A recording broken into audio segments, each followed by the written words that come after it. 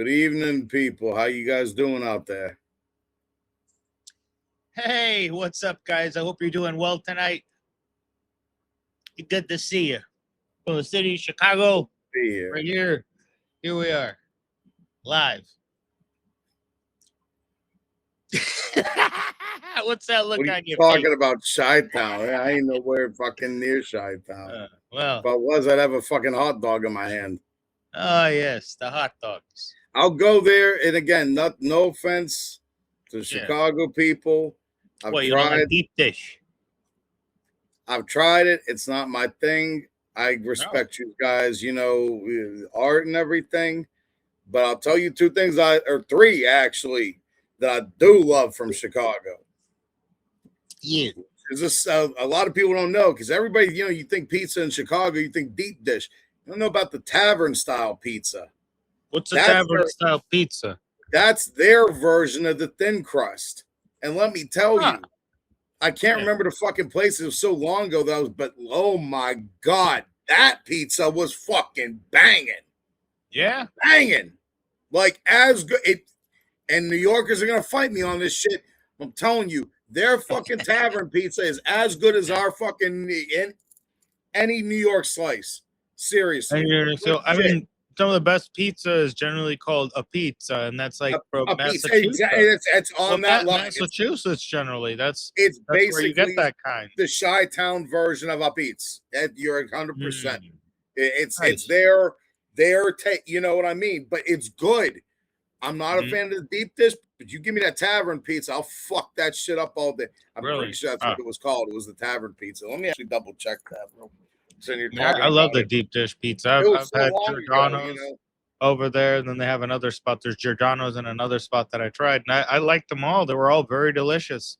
You know, believe it or not, in Chicago, a lot of good stuff's in Chinatown. I really, really, really enjoyed Chinatown. Like they had really good hot pot, good Chinese food. Like when I was in Chicago for like a weekend, I stuffed myself with all kinds of food, man. I was just like loving it. It was delicious. That went on the Miracle Mile, you know, that whole like shopping, like, you know, mile strip.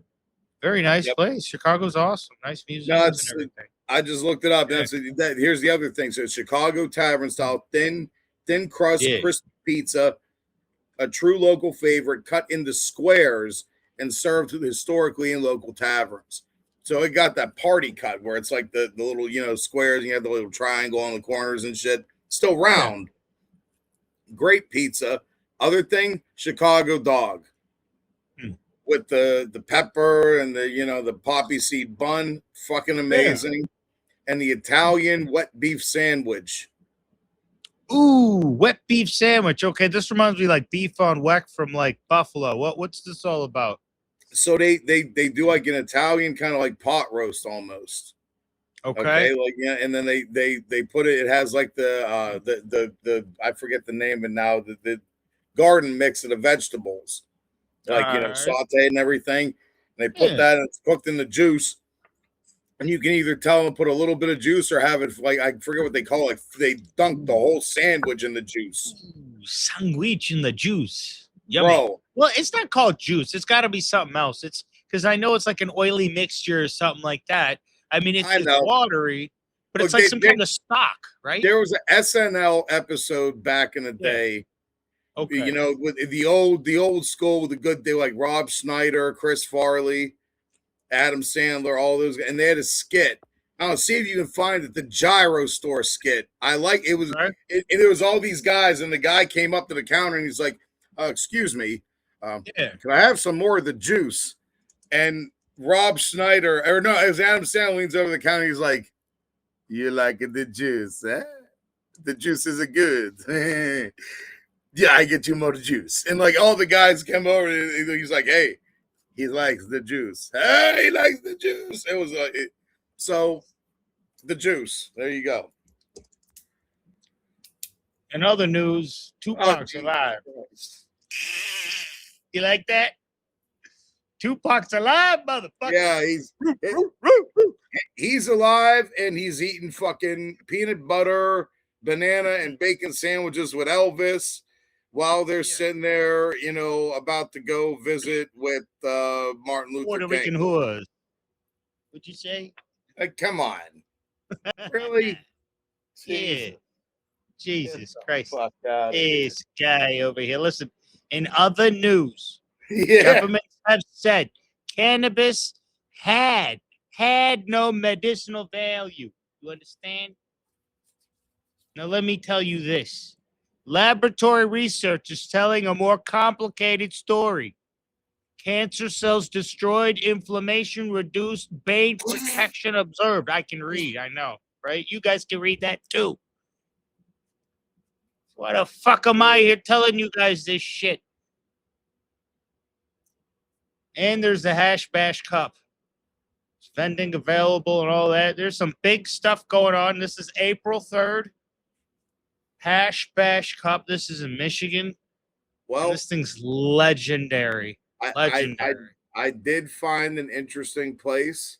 Yes, sir. That I definitely want us to visit the next time we're in Michigan. I think you're going to be very excited when I tell you what I found. What did you find? I found a place by the name of Bodega, BOWDEGA, the Bodega Dispensary, which is attached to the Burn One Cannabis Lounge in Utica, Michigan. Yes. We should go to a cannabis lounge and we should live stream there. And we should get in trouble. I'm not with you. I'm gonna meatloaf that one. 2 out of 3 ain't bad. Well, I mean, if we could look, listen, we're gonna go there. We're gonna go there. We're gonna be our normal. Hello. We're gonna go and be our normal first class selves. We're gonna talk to these guys for you guys out there. Are we gonna wear it? Sorry. No, of course we're gonna wear the Tacchini suit. What do you think?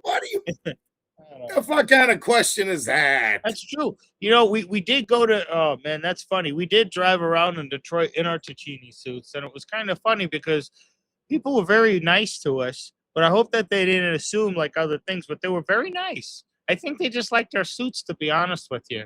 I don't know. I mean, I'm gonna go 50-50. I'm gonna go 50-50. For one simple fact. Yeah. It's Detroit. It's a very real city. It's a very real city. Unforgiving, very real. It is what it is. And look, I'm not even trying to no stereotype, like all funny shit aside. No. There's good and bad to anything, everything. More, for lack of a better term. Yeah. I'm not trying to say we're like that, but you do tend to see more gangsta type people wearing tracksuits, especially Tacchini.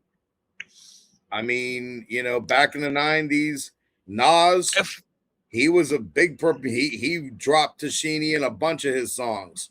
Okay? Especially then and even now, amongst like OGs, so to speak, Tacchini's an old school known brand that has always been luxurious. Right, but if only wise guys bought Tacchini, how could you keep that kind of, them in business the whole time? It's not going to make sense. Exactly. There's other people wearing it, but a large subset of those, you know what I mean, of those groups, for whatever reason, tend to be really, really fucking fun. That was just a movie thing. It's real life too. Yeah, I mean, and here's the thing: if again, not just that, tracksuits in general are very popular, especially they've come back into fashion. And almost every major designer has some form of tracksuit. Yeah, there's no real uniform for like there's organized crime across the world everywhere. In Hong Kong, it's mainly like triads and stuff. And there's no like main uniform or like it looks different in every country. They go with. I don't know if that's the thing or not. Maybe I know they like to dress in black. But certain areas, I'm sure, like the dress code may have changed, or I don't know. What the hell do I know? Here's the common thread amongst that I've found, because again, like some people tend to have a thing of watching, documentaries on murders. Yeah. My thing is dictators and drug lords. Go figure. It's interesting. And I mean, it's always interesting content, It's exciting. You like the adrenaline rush, Oh yeah, because and obviously the mob guys, I figured that kind of goes without saying, being the content of our channel and shit, the obvious poor decision making, stuff like that. No, exactly. Basically, it's looking at these fucking guys and seeing where the fuck they fucked up. So in the event that I'm in a situation in the business world, obviously something way more white collar, I can still take those tactics and apply them. Okay, here's this problem, Now they're saying white collar jobs are going to get lost to AI, so I'm not sure where you're going to stand at the end of all of this. I was just using that as a fucking analogy. I mean, listen, at the end of the day, I've never been a white collar guy. You've never been white? No, I know that. Guy. Yeah. I've been a fucking gray collar guy, motherfucker. What do you need me to do? What do you fucking need? I'll do it. That's me. I'm not a dumb motherfucker. I'm not a college fucking scholar. Yeah. But what do you need? You got common sense. And common sense, not everyone has, believe it or not. Very uncommon in this day and age, unfortunately, because let me tell you, not only that, and this isn't even the younger generation. This next thing I'm going to say, I've noticed this is across the board. I don't know what it is in this modern day and age. Yeah. It's not all men, but a lot of men out there. Yeah. I don't know what the fuck it is. It's like some of you guys forgot how to either A, you never had a good role model, or B, you just somewhere along the line were like, oh, being a man, You get these guys fucking, you end up, hypothetically, you get a nice girl, and everything's all, copacetic, everything's all hunky-dory in the beginning, and then you start fucking off like a fucking, stenad, and you're not doing shit, and you're letting, I'm like, literally, you're sitting at home fucking smoking fucking weed, playing video fucking games all day, while, your lady's out there busting her balls, trying to do something. Just as an example, and and so many other things, right? Just in general, like no chivalry. You go take your lady out to dinner. You sit down for, like, even if it's a booth, okay, you can't put a chair out in a booth. Let your lady sit down first. What the fuck? Like none of that shit. Like they forgot all of that shit. And I don't know. That's interesting. I'd like to see how Gen Z dates, because I don't think any of that applies.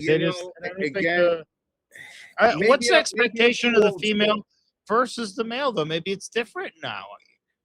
I don't necessarily think so. It's different. I don't necessarily think so. So is one side, the male or the female, like, are they just not, like, what? I think, what are they not doing? What's going on? My honest opinion, when it comes to what's going on? A heterosexual female in this day and age. Let's get up close because I want to hear this. Wait, here. Heterosexual female. Here we go. If it's a heterosexual female in this day and age, I personally think, I can't say all of them, but I think a lot of them would ideally like to have an actual, for lack of a better term, man who. That's true. Takes care of shit, Clean the toilet bowl. Do this, do that. They want somebody to do the laundry. They don't want to do. I feel do the fucking laundry. What? You? Oh, my balls are too big. I can't put fucking fabric softener in a goddamn machine. No. I think like the tasks, like guys are typically are more handier, because if you look at, like, let's say trade schools, let's be honest, trade schools are generally more men. So generally more men are more attuned to that sort of thinking, doing. Here's the thing. I've seen where again in this day and age, because so many of the guys just don't have that about them anymore. The woman has to step up to the plate. I don't know. I don't know about that statement. I don't know where you're getting that statement for. How do you feel? I mean, how have you come up with this? How do you arrive at that is my question. If I tell you, you're gonna think. I mean, just so many of the guys I've met in this day and age, I could, tell everything from the way they shake your hand.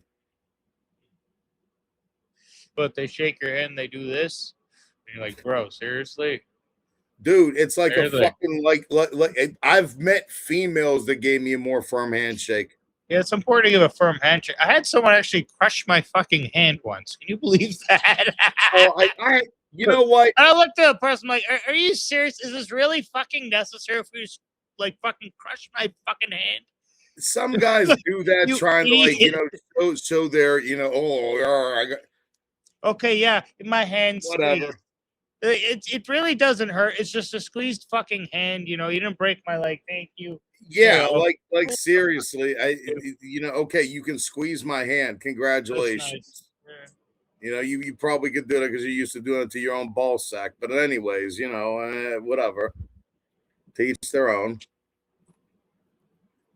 And again, maybe I'm wound up. Maybe I'm in a mood tonight. Who the fuck knows? I'm very opinionated. I'll openly say that. From what I've experienced and a lot of people I've met. Yeah. This is my impression. Yeah. And I'm not faulting them. I mean, hey, what the fuck are you supposed to do if you're a dude and you grow up and either your dad wasn't there or just, was a fucking Metzafanuka, I don't know what the fuck, and didn't teach you how to be a man? How's that your fault? Yeah. You didn't know. And I mean, you look at some of the movies, the people that are in there. Mm-hmm. I mean, there's not, look at the difference in the movies and the guys, quote unquote role models we grew up with. Like we were talking about last night, like Charles Bronson, fucking Steven Seagal, even, I mean, however much of a, flopping food, whatever he might be now. Back then, the dude was a badass. Bronson? Yeah, absolutely. Yeah. We showed a clip of that yesterday. Eastwood, Stallone. Come on, man. Yeah.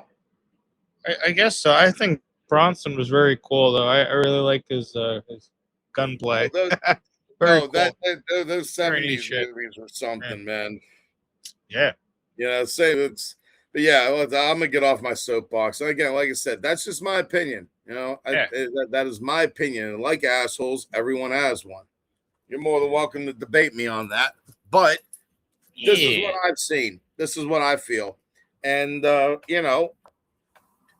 where we're at. You know what I'm saying? So, yeah.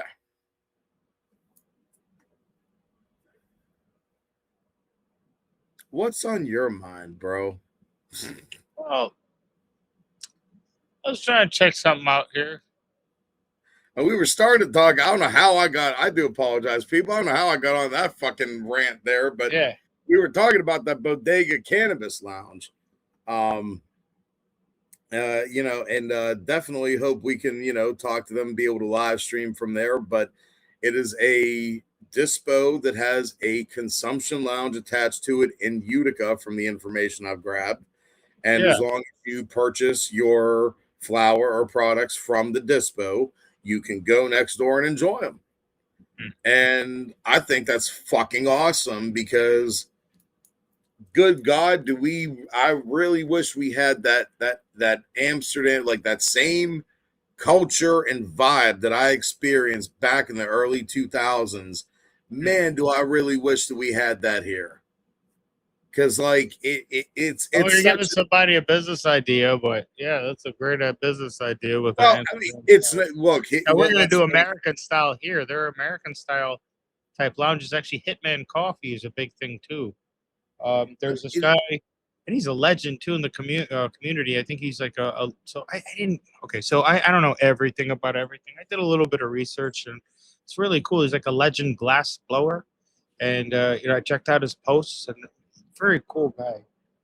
But anyways, yeah, I'm learning a lot from some of the posts that he puts out there in terms of like connoisseur, things in terms of like concentrates, things like that, dab, BHO knowledge. BHO knowledge, which I kind of like put away there, didn't really notice until I noticed his Instagram and stuff. So that was very good. I'll pull it up right here. Once I have a second.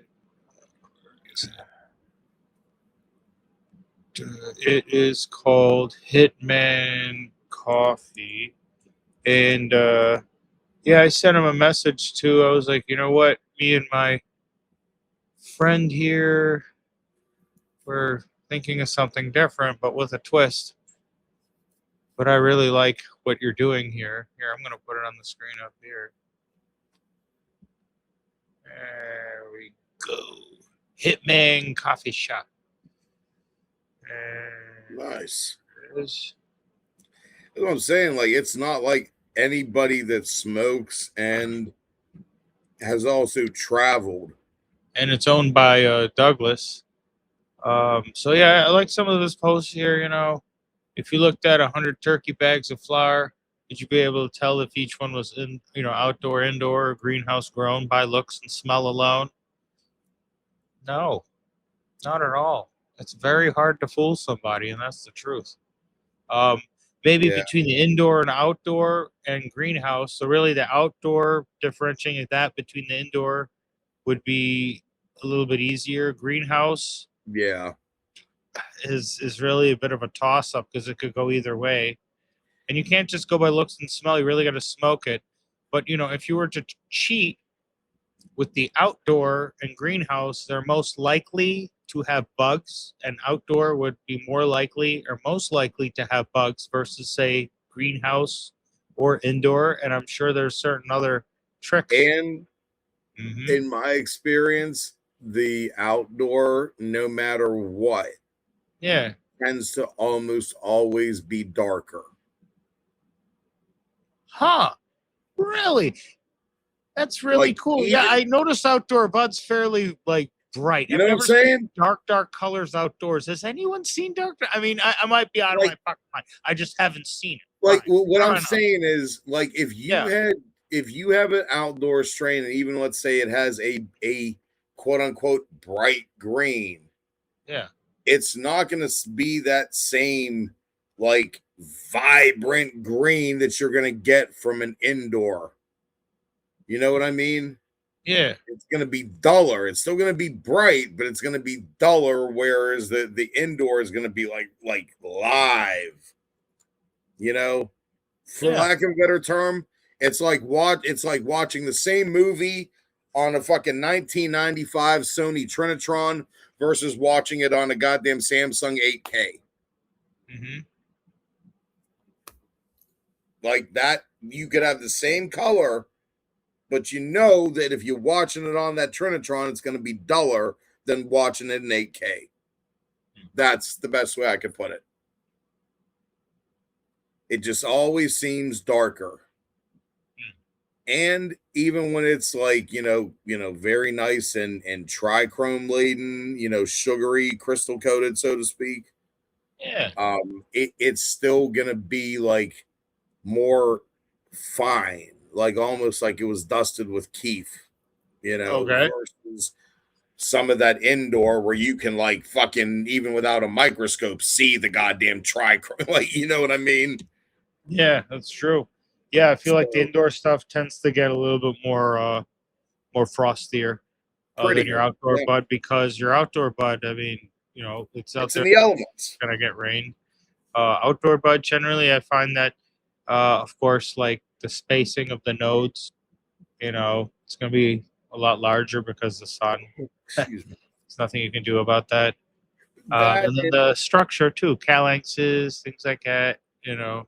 Everything. I mean, those are dead giveaways. Also you're gonna have bees. If you're in fluffier any buds. They're not as dense. Dense buds are generally, big quality of indoor buds. You can maybe replicate the effects with the greenhouse, but I feel like your indoor buds are generally your most dense buds. So, if I'm wrong, someone please correct me. But I really do think that your indoor bud is your most dense buds you can get. Yeah, like even if you get like outdoor indica, something indica leaning, they're gonna be tight buds, but like they're not. It's not gonna be the same type of shit like it is with an indoor. No. Where like you get that tiny little nug, put it in your grinder, and you're like, oh fuck, that's a whole joint. Mm-hmm. Yeah, it ain't gonna be that, but no, it ain't. Still, it'll still be, compact and good, you know what I mean? But there's a huge, there's an obvious difference between outdoor and indoor. Always has been, always will be.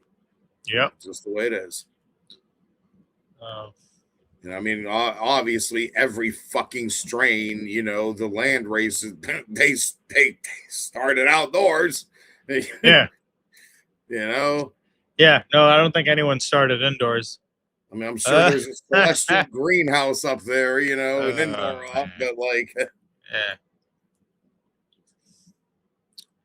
celestial greenhouse. Oh, so yeah, no. Further news.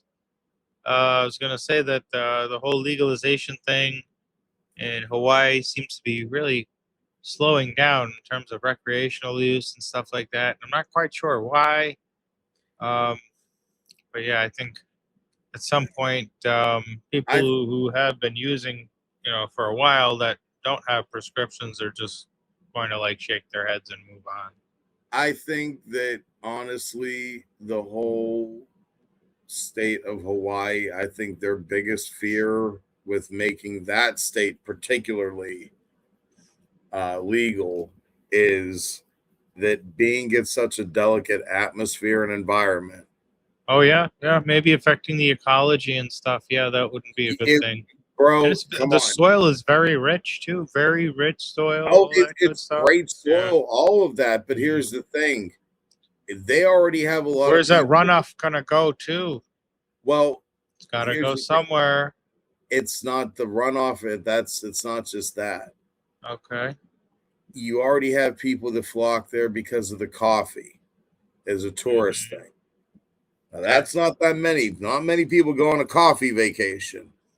No. But I think you and I both know there's a shit ton of fucking people that would love to go to a beautiful beach location that was also a cannabis vacation location.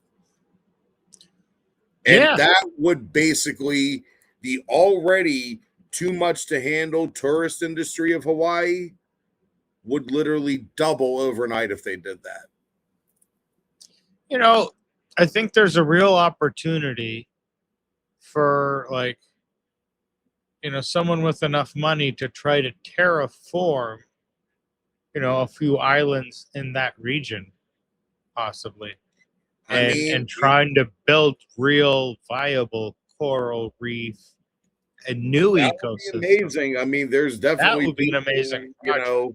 Instead of spending our money on other things. Hey, Jeff Bezos, you want a fucking idea? There you go, dude. Let me send my bitches to space. He sends these four fucking whores into fucking space. Katie fucking Honkin' Perry and some other stupid bitch. What's her fucking name? Sanchez Puñeta. Holy shit. This like. I mean, look. What a great mission that was. He sent then what happened? What happened after the four of them came down? They had a nice party, bottle of champagne, then they fucked right off. That was just and then Katy Perry's like, oh, they were like so small. I bet the panic, panic, kusuri. ਤੁਸੀਂ ਜਾਣਦੇ ਹੋ ਯਾਰ ਤੁਸੀਂ ਜਾਣਦੇ ਹੋ ਮੈਨੂੰ ਵੀ ਜਾਣਦੇ ਕਿ ਭੈਣ ਚੋਦੇ ਸਾਰੀ ਭੋਸੜੀ ਕੇ ਬੱਚੇ ਹੈ. Fuck that. We already know who they are, what they are. What I'm saying is that these are the bastards that have the ability and the ability and the means make some fantastic decisions, and here they make the world a better place. And all they're sitting there is, Banjo playing with their fucking luli. I know. Hey, Rendia, ciao, woo, all the fucking space, and they're coming down, they're partying, these fucking guys. Holy shit. Doing it without tax money. It's like, how much did you pay in taxes last year? Zero. Sitting there in his office. Sitting there in his office with a pair of tweezers. Yeah. Oh my God, look at her in the sky. Oh, this guy. You know, I'm really upset, and I'm sure a lot of other people Sorry, are too. people. Feel We're it in the apparently in the mood tonight. So no, trust me. Hey, a lot of people in America are on edge because of the accusations flying around between, you know, one thing, this thing, that thing, and the other. I mean, it's crazy. It's really nuts. What's going on? Can't we all just smoke a bong? That's what we're doing right now, trying to pass the time, trying to freaking relax here. By the way, speaking of relaxing, and speaking of the age that we're in, which is Kali Yuga, all us Hindus know, I would like to share something with you, my Hindus. And for you Hindon'ts over there, you're like the ones that make fun of us and go, yo, believe in flying monkey?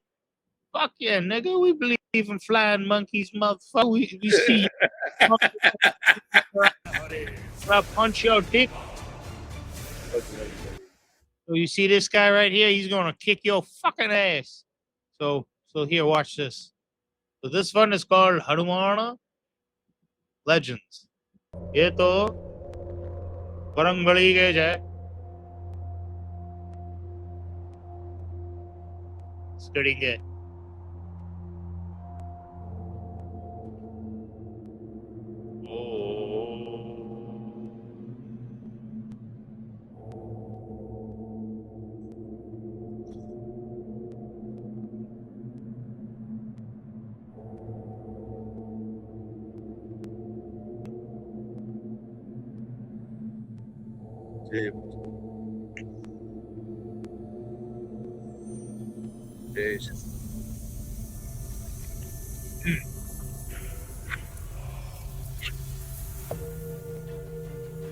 मेरे Ram,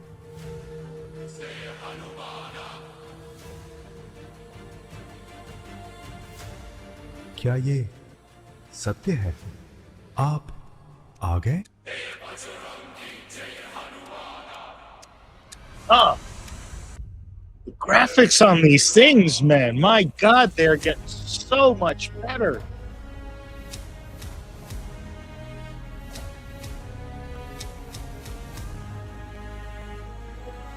Way better than the shit they have in Bollywood, man. And this is K Timelines. This guy's on YouTube. He does fantastic work.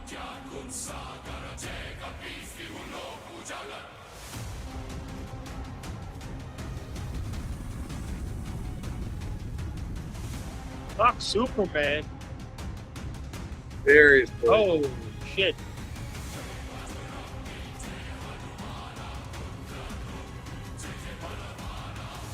He's not even flying. He's like warping.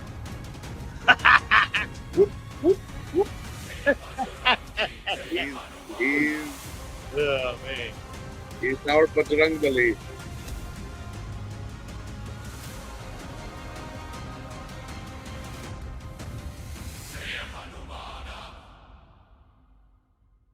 मेरे राम, जय हनुमान जय.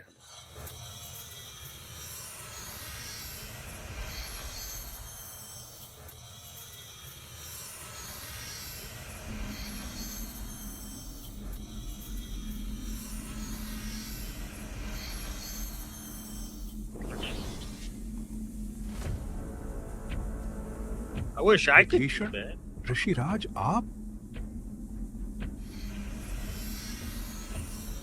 मैंने मेरे प्रभु राम को महसूस किया है.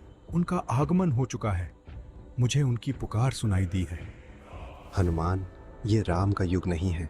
ये उस शैतान कली का युग है. यहाँ भगवान भी रूप लेकर नहीं आते. सिर्फ उनकी कीर्ति और उनका नाम ही शक्ति देता है.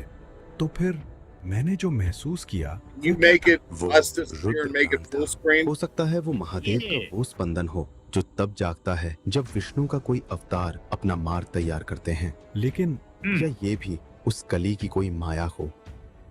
हनुमान, वक्त आ चुका है. सभी चिरंजीवियों को इकट्ठा करना होगा. कली एक राक्षस नहीं, वो अंधकार का युग है. अगर वाकई ये कली इतना ताकतवर है तो स्वयं प्रभु को दोबारा आना ही होगा इसका नाश करने. प्रभु की लीला हम नहीं समझ सकते. हो सकता है हनुमान तुमने जो महसूस किया वो सच हो और कल्कि का आगमन हो चुका हो। सही कहा ऋषिराज आपने। यदि यही मेरे राम का आदेश है तो मैं तैयार हूं। आप चलिए, मैं जरा इससे देख के आता हूं। जय Shri Ram.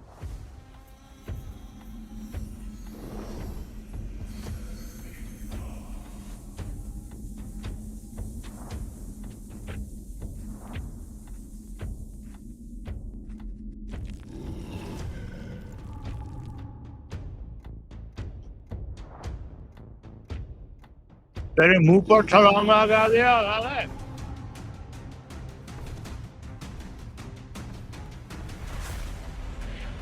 Come, watch out, he's gonna get you.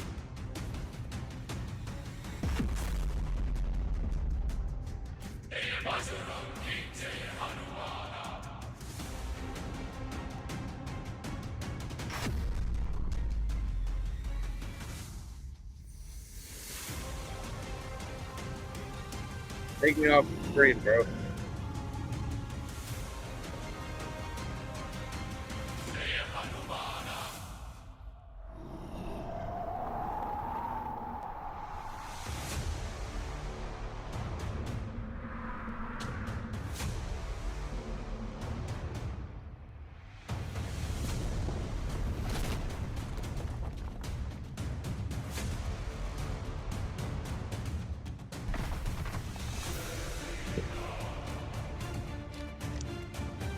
Okay.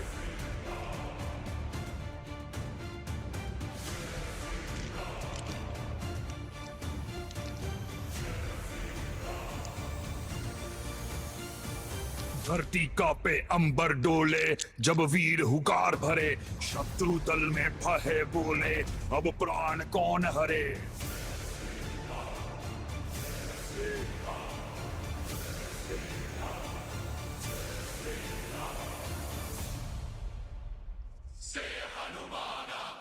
Wow. Hanuman, तू जिसे खोज रहा है वो इस युग में आने से भी डरता है, क्योंकि ये कली का युग है। ये मेरा युग है।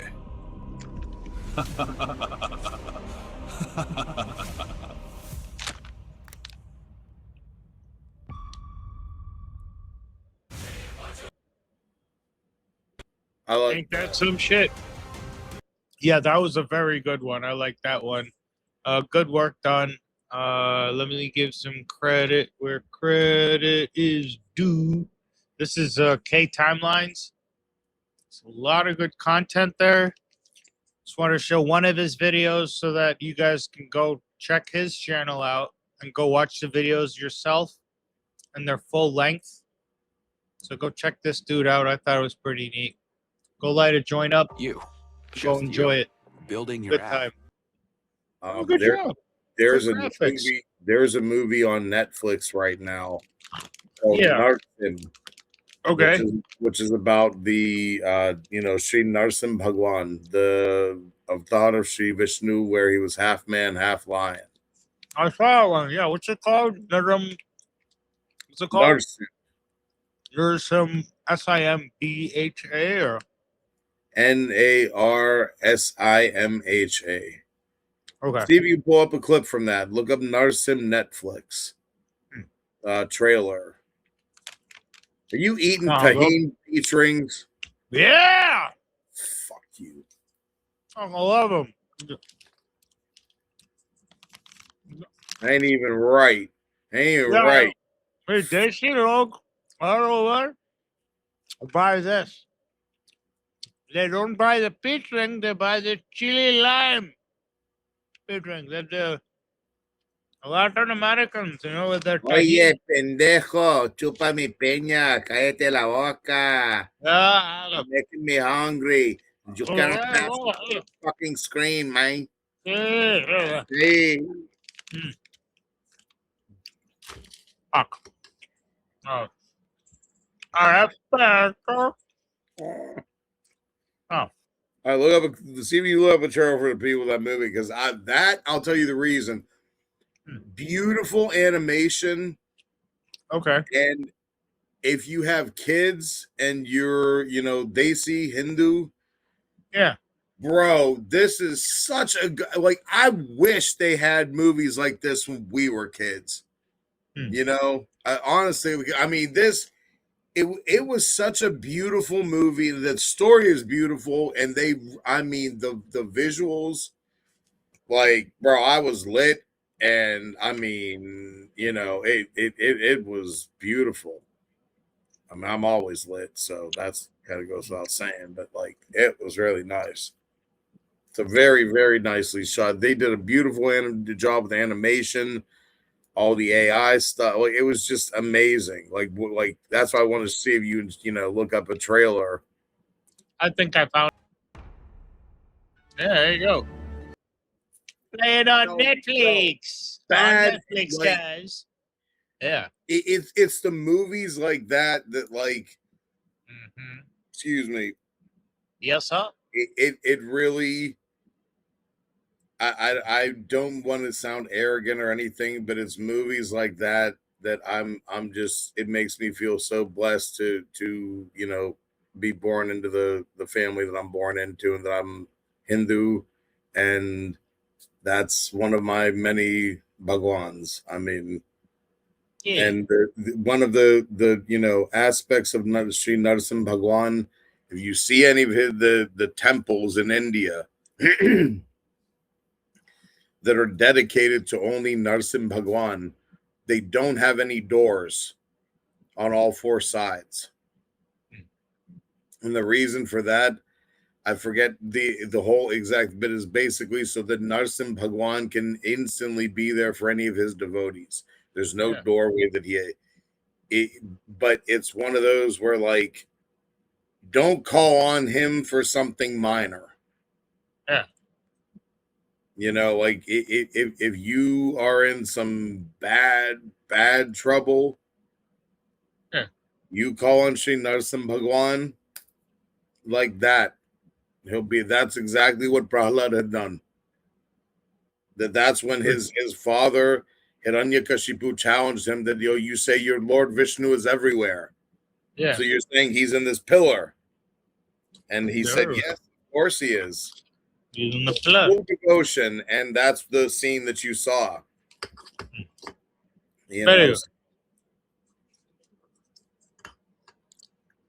No, I see what you mean. The scene that I saw was the thing. You joke a little too much about the religious stuff, man. Yeah. By the way, I want to show you this video. I want to see what you think. This before time. Atop the frozen throne of Kailash sat Shiva, the great destroyer, lost in eternal meditation. He had renounced all things desire, attachment, the world itself. He was consciousness without motion, power without purpose, a god who wanted nothing. But in the kingdom of Daksha, his daughter Sati carried a secret devotion. Since childhood, she had worshipped Shiva not as a distant god, but as her beloved. Her heart belonged to him. Her father despised Shiva. An ash-smeared hermit, he said, unfit for a princess. He has insulted my lord before all the gods. But Daksha's hatred festered. Do not go, He beloved. announced a great yagna, a sacred fire ceremony, and invited every god in heaven, what is my love worth? Except Shiva. You chose that ash-covered Sati fool over went to your her own father's blood. ceremony. You are and no there, daughter of before mine. the sacred fires, Daksha spoke. Her heart broke. I offered not you love, for Father. herself, you returned but for only the hatred. insult to her This body Shiva. you gave me, And I return Sati it to the stepped flames. into the fire. Oh, Goddess of energy. Yep. Returned to the cosmos. On Kailash, Shiva felt the universe shatter. His grief became rage. His rage became the Tandava, the dance of cosmic destruction. He carried her across the heavens, and with each step, worlds trembled. Creation itself begged for mercy. When at last the dance ended, Shiva was alone, and the world fell silent. Passes, and all things must end. Ages passed, the world turned, and in the house of the mountain king Himavan, a girl was born, Parvati, gentle as the morning, fierce as the storm, and deep within her soul, a memory she could not explain, a love older than time. Why do you waste your youth on that ash cover hermit? He wanders graveyards. You may speak of him however you wish, but I know what he is. He is the stillness that holds the universe. He is my other half. And I will wait for him, some for 1,000 lifetimes if I must. You found me again, a wandering across saint. death, across And time. Shiva You found me. Never lost hide you. no longer. You were always here, in every breath, every prayer. And so, on the sacred mountain, Shiva and Shakti were united once more, not as two souls finding May each the other, sacred but fire as one soul, Now remembering it was never apart. Where Shiva is still, Shakti dances. Where Shakti creates, Shiva watches. They are the heartbeat and the silence between. And so they remain, now and forever. Two halves of one love that holds the Ain't that some interesting shit, huh? Oh, there's that. What you think of that? That's a pretty classical story. Oh, wait, I'm sorry. That was a very classical story, wasn't it? I mean, that's that like Everyone knows that one. Much more to it, you know. Yeah. Oh yeah. No, that's like the very basic, trimmed down version of things. So when Shankar Bhagwan, Sri Shankar Bhagwan went to pick up Mata Sati's body, that's when the Tanda, he was carrying her body around and just consumed with grief. And Sri Vishnu saw that the only way for him to get over this grief was if her body was finally allowed to be at rest, so to speak. So he released his Sudarshan Chakra, and it hit her body and sent it into 52 pieces. Okay. I believe it's 52. If you look that up, actually. And then where those pieces fell on the earth, those are known as Shakti Peeths. And there's various temples to the Shakti Ma, Devi Ma, and all throughout India and everything, of where different parts of her. Like there's a temple in, I believe it's the east of India, known as Kamakhya Devi Temple. Kamakhya Devi, okay. Okay, and that's where her reproductive organs fell. Oh, yeah. A phenomenon that occurs there, once a year, where the rivers around there turn red. And they believe that that's the Devi Ma's, menstruation period, basically. And one of the things that's like the prasad considered is like pieces of cloth from the water from the temple. Like there's a natural spring. So I forget. I'm not. There's so many things that I've read and known through the years that I forget little facts about them, but I know the gist of it. Yeah. I mean, you just gotta visit the place there, and then the Dadimas will tell you how to do it right. Well, I swear to God, that's why Hindus believe in reincarnation, because there's no fucking way in one lifetime you're learning all this shit. Oh man, you just get there and they tell you what to do, and then you fuck off. You think it'll be one way, but it's the other. I'm 46. I've been studying this stuff my whole life, and there's so much. I don't know how some of these guys, these rishis, and I mean, my God, the brains that they have. How do they remember all this shit? I mean, I'm lucky I remember the few prayers that I do know. You know what I mean? Like, And that's only because, it's for like every day, like pardon me, one personal thing about me, every morning I recite the Hanuman Chalisa. Yeah. Like I won't leave my house without reciting the Hanuman Chalisa. That's like I have other prayers that I do, but that has to be done. And I know that there's a lot of priests out there that actually would advise against that on a daily basis. Okay. The reason being is the purpose of the Hanuman Chalisa is to, give you that strength to make you strong like Hanuman. And if a lot of them believe if you do it every day, it can make you almost too strong. Like you start to be immune to certain like emotional things, and you're just so focused on doing the right thing, that you start to let other things, maybe not be so important. I don't necessarily believe that. My belief is that being that Sri Hanumanji Bajrang Bali is one of the Chiranjeevis, one of the immortals, he had made a promise to Sri Ramchandra that he will remain in this realm even through Kali Yuga, as long as the name of Sri Ram is still chanted. As long as the name of Sri Ram is still being uttered, he will be present. Yeah. So he's still here, as far as I'm concerned, in this realm. Again, remember, he has the ability to be as small as an ant or as big as a mountain. So you might not ever see him. That don't mean he's not around.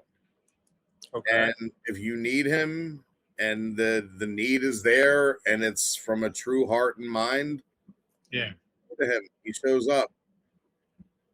He'll be there for you. I believe that wholeheartedly. And again, whoever there were people like to troll us about believing in flying monkeys. Yeah, I do. Yeah, I do. And honestly, to whoever it was that said that, may Lord Hanumanji bless you. Yeah, you saw what he did to that guy in the video, right? I mean, no, honestly, I mean this. He's gonna show up in your feed next week, like, yeah, you really like. I mean this with all sincerity. I mean this with all sincerity. I hope he does fly over your house, and I hope he blesses you and your whole family. I mean, literally, but I hope that he's able to remove that closed-mindedness from you. That you I mean, listen, whatever you believe in, brother, sister, whoever you are, sister. That's great. I think it was a sister, brother. I think it was like both. Whoever that was. Honestly, I don't even remember the name, and I hate to say it, is because when I saw that whole thing about, oh, you really believe in flying monkeys. Listen, if you can't be that respectful on somebody you don't know, to at least respect their beliefs, regardless of what your personal beliefs might be. I mean, bro, that's like basic human decency. Okay, and especially if you happen to be an Indian, कोई शर्म नहीं है? I mean, really, bro, like अगर तू देसी है, कोई शर्म नहीं आउंदी है बहनचोद? No. And this is so funny. पूरा हिंदुस्तान में डेमोक्रेसी है, हिंदू है, मुस्लिम है, सिख है, जैन है, ईसाई है, यहूद है, सब कुछ है. बहनचोद तू कौन है?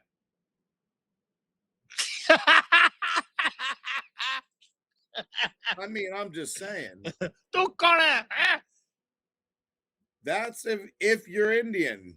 And I mean that really, like, who the hell do you if you're an Indian and you're saying that, who the hell do you think who do you really think you are? Yeah. Because I hate to break this to you, if you're actually Indian and you can say that your Indian family goes back, one of your people decided to convert, probably because he found a nice piece of ass. Or was forced into it. One or the other. But guaranteed somewhere in your lineage, there was a Hindu. And there was a lot of them. If you're fully Indian. And if you're still saying that, again, I hope whatever God you believe in blesses you, that at least he can give you some decent respect for other people. Because no matter how I feel about anybody's religion, those are my own thoughts. And I would never, ever, even if, which I don't, but even if there was some religion that I had some huge disagreement, like, I can't believe you don't like sandalwood incense. You know, I still wouldn't shame somebody for not liking sandalwood incense. Yeah, keep that going. We need some put some chill on, man. We need to, we need to calm down. I don't know why I've been getting wound up today, and I do apologize. Sometimes you need some music, motherfucker. And the bone bit. Yeah. All the good shit. Get a little lit. Yeah. Like it. But yeah, I checked out his profile. He was like a Korean hitman. He was taking pictures with some models. It was really funny. I laughed my ass off because they looked like Korean whores. Yeah. He had like this fake AI gun and stuff. It was really funny. I know. It is so funny. Anyways. Yeah, I know. I'm just. It was so funny. I was laughing. Like what? You understand? We're like 40-year-old old men. It's kind of hard to like kind of rattle our cage, bro. I mean, seriously, like that was just me, stating a point. Like if you thought I was actually getting truly pissed off.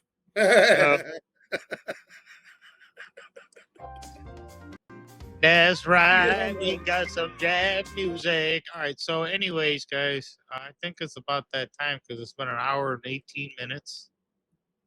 And we're going a little longer. We seem to be on a little bit of a roll here. Yeah, we are consuming more bandwidth. And, I think it's about time that we let our audience go do other things on their Saturday night. Hopefully, they're doing good things.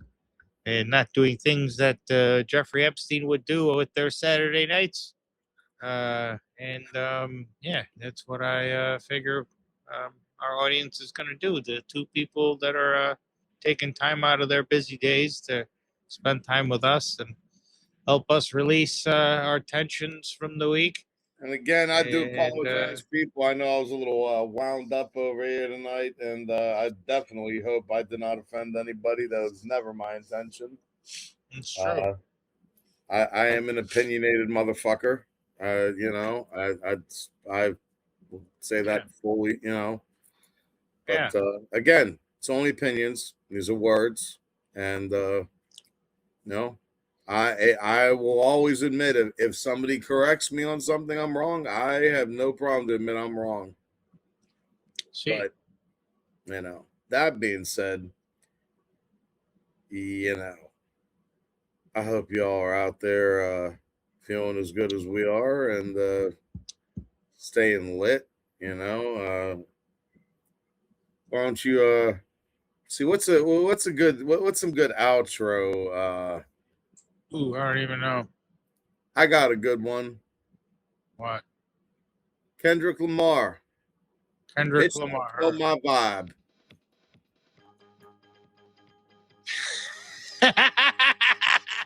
There he is.